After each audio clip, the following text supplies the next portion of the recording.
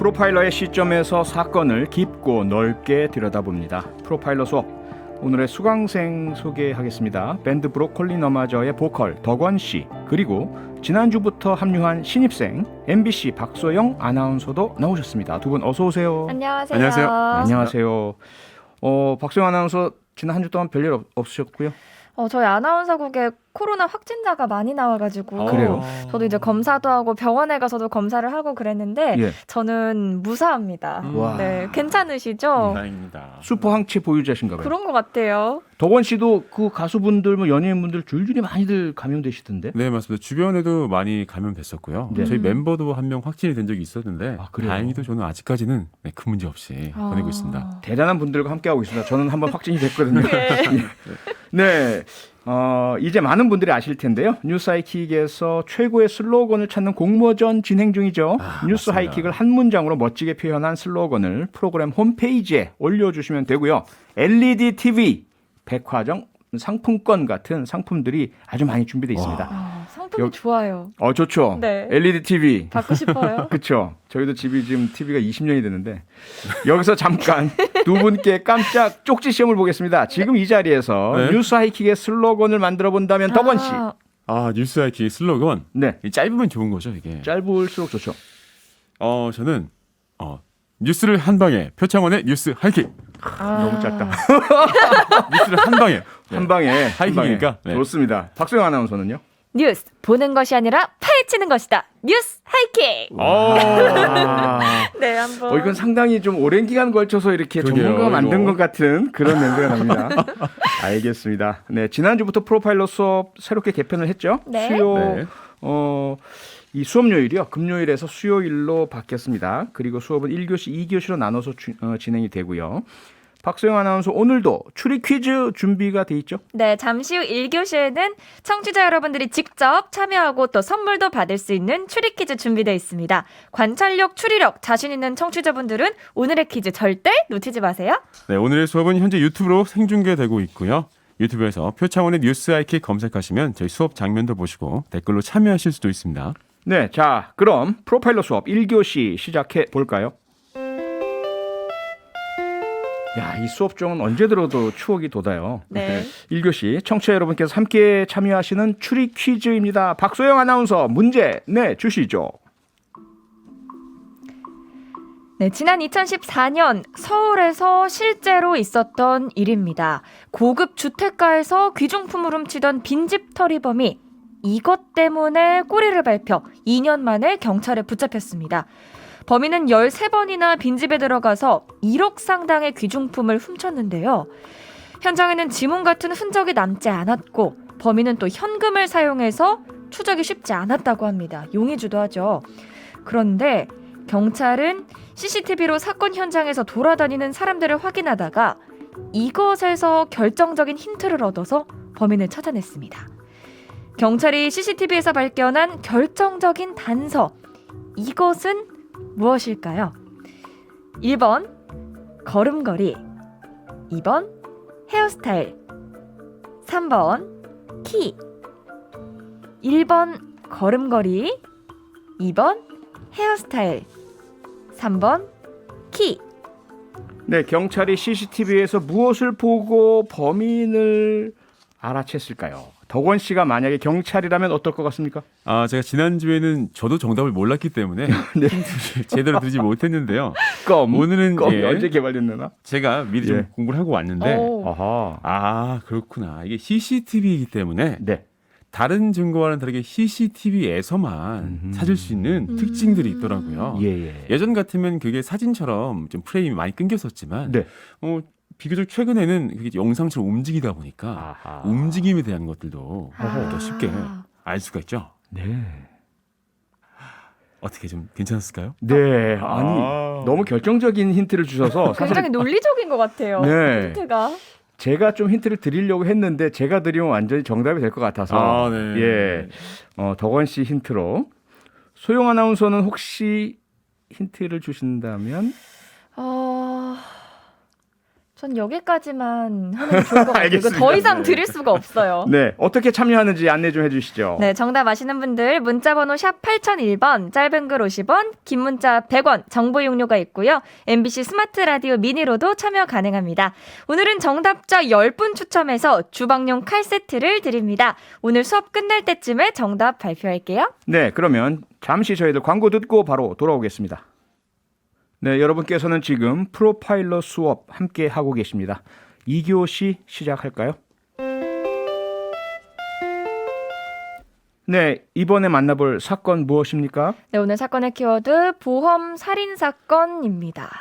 저희가 지난번에 계곡 살인 사건을 들여다봤는데요. 그랬죠. 네, 그건 말고 다른 사건인가요? 네, 그렇습니다. 최근에 이 계곡 살인 사건 논란이 되면서 다시 함께 주목받고 있는 과거의 사건인데요. 엄인숙 일명 엄여인 보험 살인 사건입니다. 네, 계곡 살인 사건 이상으로 정말 충격적이고 짚어볼 점이 많은 사건이죠. 네. 혹시 이 사건 이름은 들어보셨지만 내용 잘 모르시는 분들도 계실 수 있으니까요. 네. 청취자분들을 위해서 소영 아나운서 사건 정리 좀 해주세요. 네, 2005년 어느 화상 전문병원에서 한 여성이 방화를 시도하다가 미수에 그쳐 체포되는 사건이 발생했습니다. 이 방화 사건을 조사 중이던 경찰은 이 여성의 남동생과 통화를 하게 되는데요. 이때 남동생, 누나 옆에 있는 사람은 누구든지 죽거나 다친다라는 제보를 했습니다. 네. 이 상황 이해가 안 되시죠? 설명을 제가 좀 해드릴게요. 이 누나가 바로 오늘 사건의 핵심 인물인 엄인숙, 흔히 엄여인이라고 불리는데요. 예. 경찰은 이 남동생 말이 사실인지 확인하면서 기록을 살펴보기 시작했고 충격적인 보험살인 사건이 세상에 드러났습니다. 네. 엄여인 20대 보험 설계사였습니다. 2005년 검거 당시 29살이었는데요. 네. 범행은 2000년부터 시작됐고 오늘 참 구체적으로 말하기 어려울 정도로 많고 다양한 수법의 범행을 저질렀습니다. 예. 이 엄여인 2번 결혼했고요. 남편 2명을 모두 살해했습니다. 네. 수면제를 먹이고 실명을 시키거나 또 몸에 기름을 끓여서 부어서 화상을 입히기도 하고요. 예. 흉기로 몸을 찌르기도 했는데요. 이런 일이 반복되면서 남편들은 20대의 나이에 숨졌고 엄여인은 보험금을 타냈습니다. 그리고 또 시댁의 의심을 피하기 위해서 영혼 결혼식까지 올렸다고 해요. 네. 이렇게 남편들이 죽자 직계 가족도 범행 대상이 됐는데요. 친엄마 또 친오빠에게까지 약물을 탄 음료를 먹이고 실명을 시키고 보험금을 타내고 또 집주인 아파트에 불을 지르기도 했다고 합니다. 예. 이렇게 엄여인이 살해한 사람만 3명, 상해를 입힌 사람은 4명이었고요. 그 중에 5명이 실명됐다고 합니다. 이제 실명시켰다, 흉기로 살해했다는 표현들이 정말 점잖은 표현일 정도로 정말 굉장히 잔혹하고 엽기적인 방법으로 범행을 저질렀는데요. 네. 그래서 재판에서 여러 혐의가 유죄로 인정돼서 2006년 무기징역이 확정됐고 현재 교도소에 복역 중입니다. 네, 이 사건에서 프로파일러로서 주목하는 포인트는 인간의 수단화입니다.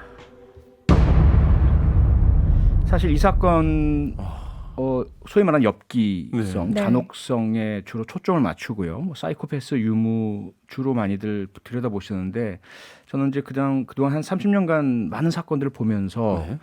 이 엄여인이 특별하다기보다는 사람을 수단으로 인식하게 되는 순간 가평 계곡 살인도 마찬가지고요. 지금 우크라이나에서 벌어지는 그 무수한 참극들, 러시아 병사들의 그런 잔혹한 행동들 결국은 다 일맥상통하지 않느냐. 네. 어찌 보자면 엄인숙 같은 사람은 능력이나 수단이 이것밖에 안 됐기 때문에 이렇게 잔혹하게 주변 사람들을 죽여 나가면서 그들을 수단으로 삼고 돈을 벌어들이려고 했지만 조금 능력이 있고 수단이 있는 사람들은 사람이 죽어도 비용을 아끼고 죽고 다칠 줄 알면서도 그들을 수단으로 삼으면서 이익을 도모하고 이런 일도 우리 주변에 많잖아요. 네. 그래서 그런 부분들을 모두 함께 봐야 한다라는 의미에서 오늘 포인트를 사람의 수단화, 인간의 수단화로 잡았습니다. 이 범행도 그렇지만 이 사람의 동기 자체가 정말 너무 별로라는 생각이 드네요. 예, 예. 그런데 그렇다면 이제 궁금한 점을 제가 몇 가지 질문을 해보도록 하겠습니다. 네. 이 엄여인의 범행이 엄청나게 끔찍했는데요. 이 범행 동기가 이 보험금, 돈 때문이었는지 아니면 다른 목적이 없었는지 궁금하거든요. 아까 수단으로 말씀하셨는데. 네. 그러니까 다른 동기, 대개 이제 연쇄살인에는 그 주된 동기, 네. 그리고 본인도 잘 인지하지 못하는 숨겨져 있는 이면적인 심리적 동기들이 많이 발견이 되거든요. 뭐 유영철, 정남규 이들 역시 마찬가지고요. 내면에 있는 분노라는 것, 그리고 욕구의 불만, 네. 좌절, 그것들을 투사시켜서 사회에 대한 복수 응징을 내세우고, 그런데 이제 엄여인 같은 경우는 돈이란 것에 대한 맹신맹종이 보입니다. 아, 돈에 대한. 예, 그리고 남편을 만날 때도 이미 보험금을 타낼 목적으로 만나고요. 애초부터요. 예, 애초부터. 그리고 자신의 그 가족들까지 계속해서 살해해 나가는 모습들을 보이거든요. 방해가 됐을 때 또 살해하기도 하고요. 그런 부분들을 봤을 때 물론 깊은 내면에는 이상심리, 좌절, 욕구의 불만 이런 것들이 잠재하고 있긴 하겠지만 주된 동기, 표면적 동기 그리고 본인이 인지하는 동기는 돈이었을 것으로 그렇게 분석이 됩니다. 아, 끔찍하네요. 이 범죄의 수단도 엄청나게 잔혹하고 여러 가지인데 네. 그 중에서 특히 약물을 이용해서 다른 사람들을 실명시키는 네. 또 그런 행동들을 많이 했다고 하는데요. 네. 이렇게 뭐 이런 범죄 수단을 사용한 이유가 있을까요? 학습이죠. 우선 처음에 자신의 어린 자녀가 사망을 합니다. 네. 뇌진탕으로. 그러면서 본인이 좀 충격을 받아요. 엄마로서 네. 우울증 앓게 되고 정신과에서 우울증 약을 처방받아서 복용을 합니다. 자기가 이제 그 약의 증상을 느끼는 거죠. 무력해지고 나른해지고 그 약을 좀 상당히 강하게 많은 양을 복용을 했나 봐요. 그래서 그 거동에도 불편함을 느끼고 나중에 이제 그 약의 효능을 범행에 이용하기로 합니다. 그래서 남편에게 그 약을 먹이고요.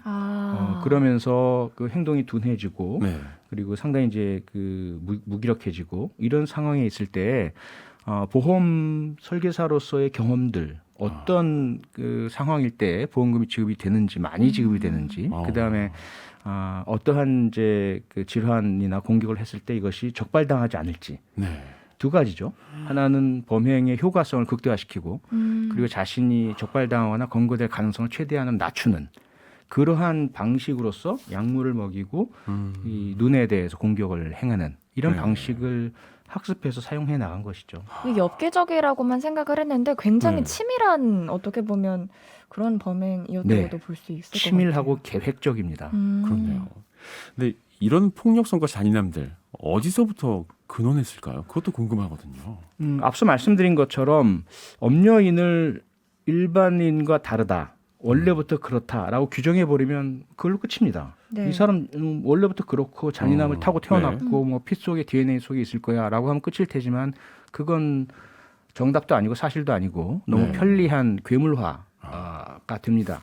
조금 불편하지만 사실은 우리 모두가 사람을 존재 자체로 존중하고 그들을 인정하고 받아들이지 않는 한 그렇죠. 엄여인과 유사한 상황이 될 수 누구나 그렇게 될 수 있다라는 무서운 좀 진실을 외면하지 말았으면 좋겠어요. 네. 지금 뭐 온라인상에서도 그렇잖아요. 우리 편 아니다라고 싶으면 그 상대방이 최대한 아프고 힘들고 괴로워라고 모든 것들을 다 하잖아요. 직접적으로 맞습니다. 상의를 가하진 않지만 말과 글로서 하는 것들은 할 수 있는 모든 잔혹함이 다 드러나 있는 것이거든요. 네. 그 근원은 뭘까요? 그 사람이 이상한 사람일까요?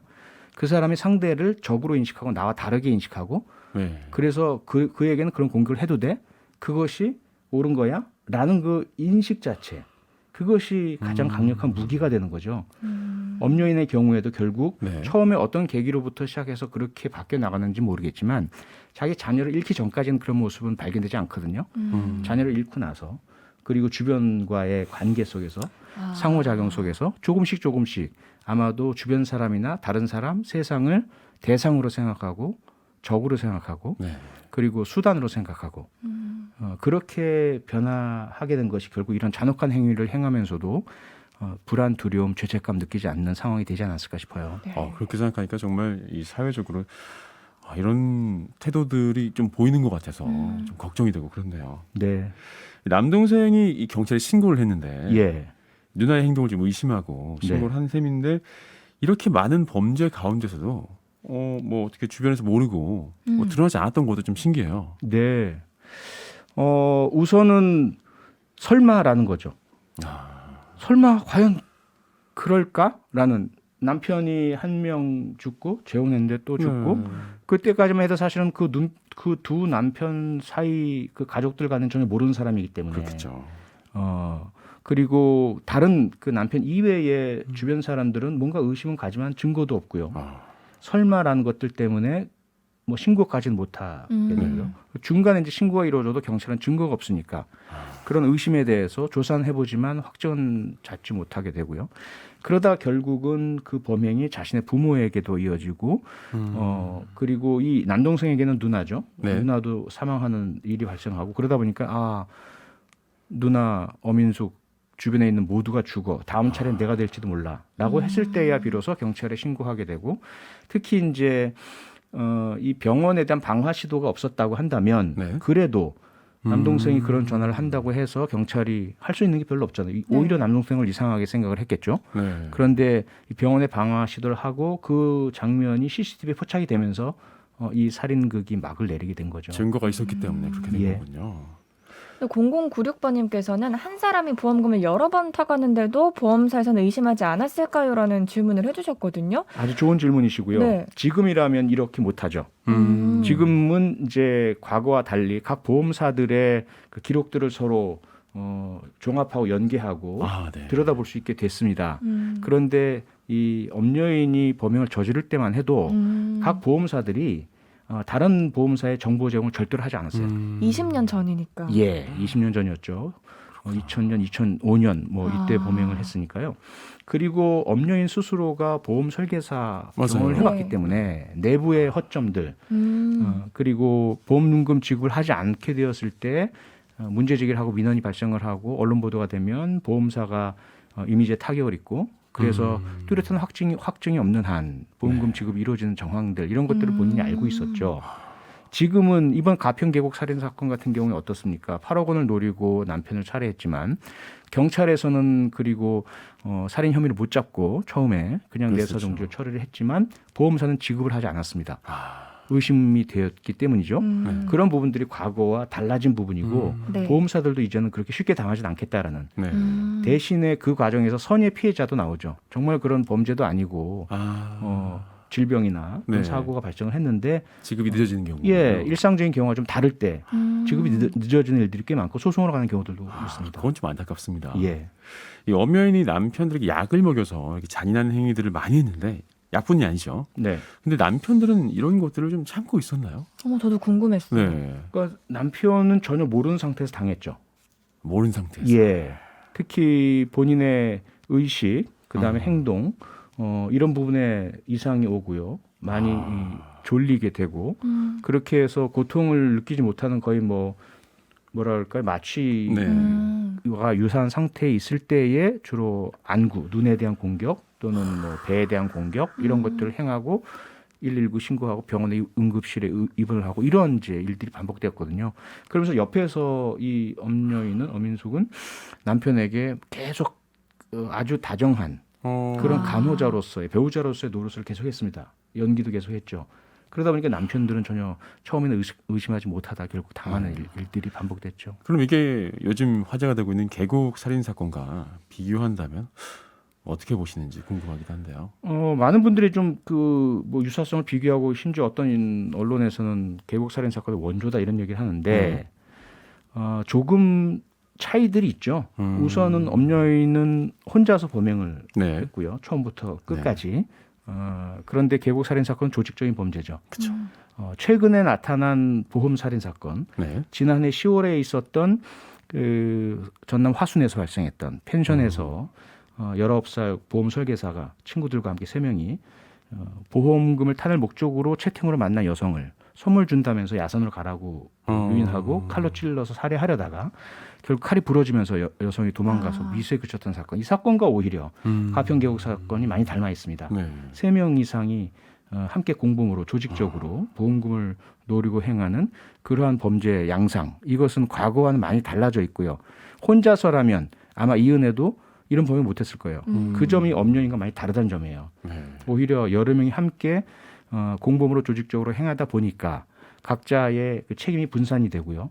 그리고 합리화가 함께 잘 이루어지고 상승작용이 일어나고 그렇게 해서 일어난 범행이다라는 것이 오히려 더 가깝지 않을까. 단순히 여성이라는 이유, 단순히 외모가 뭐 좀 뛰어나다는 이유, 그리고 보험금을 노렸다는 이유만으로 이 두 사건이 유사하다라고 하는 건 조금 무리라고 저는 개인적으로 생각을 합니다. 근데 둘 다 사이코패스적인 성향을 보였다라는 점에서 좀 공통점을 찾으시는 분들도 있거든요. 네, 이유는 아직은 모르고요. 잡혀왔을 때 이제 검사를 해봐야 알겠죠. 네. 저희 잠시 광고 듣고 바로 돌아오겠습니다. 네, 프로파일러 수업 함께 하고 계십니다. 오늘 1교시에 저희가 추리 퀴즈를 출제해드렸죠. 네. 박소영 아나운서 문제와 정답 발표해 주시죠. 네, 현장에서 흔적이 남지 않아서 추적이 어려운 빈집털이범 이야기였는데요. 경찰이 사건 현장 근처의 CCTV를 보다가 이것에서 결정적인 단서를 얻어서 범인을 잡았습니다.